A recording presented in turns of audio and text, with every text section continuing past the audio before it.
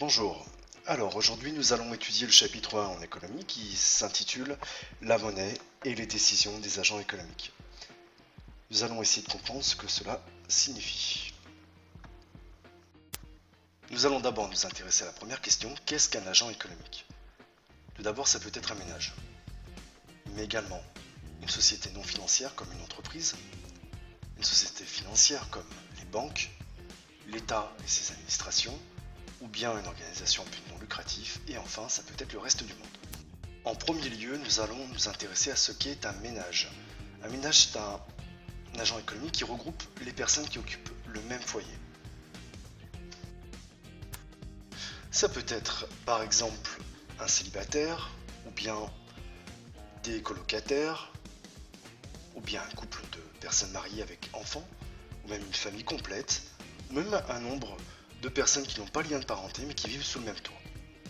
Les sociétés non financières sont celles qui produisent des biens et des services et grâce à cela réalisent des bénéfices. Il peut s'agir d'un grand magasin comme Leclerc, Carrefour, ou bien du bureau de tabac, du snack à côté de chez vous, peu importe, ou même du coiffeur. Les sociétés financières sont celles qui réalisent des bénéfices en récoltant l'épargne des agents économiques pour le distribuer à d'autres sous forme par exemple de prêts, moyennant le paiement d'intérêts. Il s'agit en général des banques, mais attention, il peut également s'agir des compagnies d'assurance. En effet, les compagnies d'assurance ne produisent pas de biens ou de services comme les sociétés non financières. Elles réalisent bien des bénéfices en prélevant l'épargne des agents économiques sous forme de cotisations et les redistribuent lorsque ces agents ont par exemple des dépenses de santé, un accident du travail, etc. Mais attention, il ne s'agit pas de la sécurité sociale. En effet, par exemple, en matière de santé, lorsque la sécurité sociale ne rembourse pas assez, on peut prendre une mutuelle, appelée également complémentaire santé, et bien là, c'est une compagnie d'assurance d'un point de vue économique, donc une société financière. Il peut s'agir d'une assurance d'annulation voyage, assurance voiture, etc., etc. Les administrations publiques sont les organismes qui appartiennent à l'État et qui produisent des services non marchands, comme la justice, l'éducation, les mairies, les préfectures, les services de transport à condition qu'ils ne soient pas privés, la police, l'armée, etc. En plus d'être des organismes qui produisent des services non marchands, les administrations publiques sont également composées d'organismes qui versent des revenus de transfert, comme les prestations sociales, allocations chômage, allocations familiales, subventions aux entreprises, etc. Les organisations à but non lucratif sont les associations que vous connaissez, mais attention, ça peut être le club de foot de votre quartier, dans la mesure où le service est fourni gratuitement ou à une somme très faible. Il peut également s'agir d'ONG, organisations non gouvernementales, qui sont des sortes d'associations d'envergure internationale comme Médecins du Monde ou Greenpeace.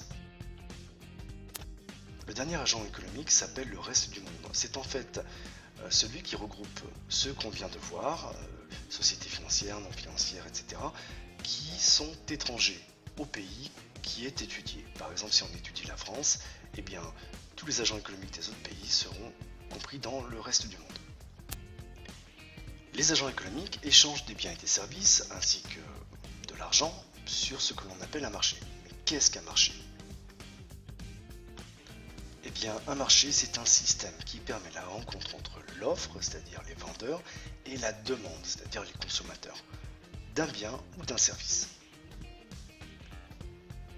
Et qui permet la formation de ce qu'on appelle le prix. Des marchés, il en existe plusieurs types, par exemple le marché des biens et des services, les marchés financiers où s'échangent des actions, ou bien le marché du travail qui permet la rencontre entre les offreurs d'emploi qui sont les employeurs et les demandeurs d'emploi, et cette rencontre permet la fixation du prix du travail que l'on appelle salaire. Lorsqu'on pense à marché, on pense à des lieux physiques qui permettent l'échange entre les offreurs et les demandeurs, comme le marché de fruits et légumes à côté de chez vous, ou le marché du porc, le marché des fleurs de Rungis, ou les ventes aux enchères, mais en réalité, avec Internet, tous les lieux sont propices aux échanges. Mais en réalité, un marché n'est pas forcément un lieu physique.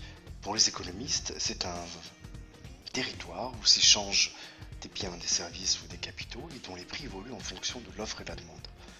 Et avec Internet aujourd'hui, il n'y a plus de limite géographique au marché. created using Powtoon.